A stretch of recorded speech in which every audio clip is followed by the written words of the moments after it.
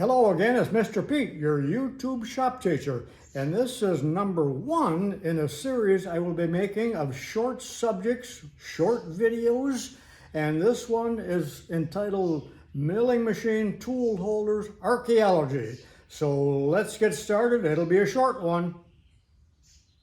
Okay, you are looking at the milling machine table here of a South Bend milling machine that's 55 years old, and the table is incredibly beat up, but you can see here how the operator, and I hope it wasn't my brother who operated this machine well over 50 years ago, but what has happened here, and has happened to me, not on a milling machine table, but on the workpiece itself, where you can see that the milling cutter started milling into the table and slowly worked its way out of the collet and got deeper and deeper and deeper until we got to this point, and it did considerable damage to the table. And at this point, the operator probably realized what was happening because it was so slow and insidious. And the same thing happened here and here and in other places. In fact, I have ruined workpieces by that happening many years ago, and at first didn't even know what had happened or why.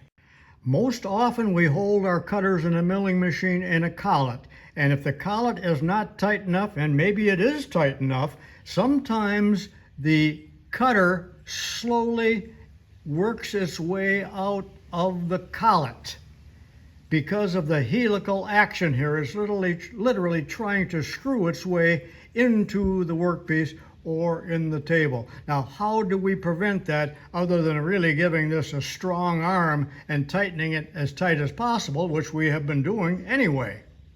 Well, that is why many machinists prefer to use a cutter holder such as this as opposed to collets.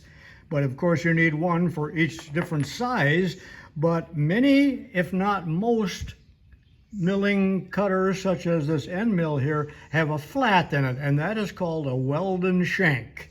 And when the Weldon shank is held into a cutter holder such as this, and it's always a really good fit in here, very precision made, the flat is aligned with the set screw, and when tightened securely, you can imagine that it cannot work its way out. It's a safer way of holding a cutter than this method, which could tend to destroy your workpiece or damage your table.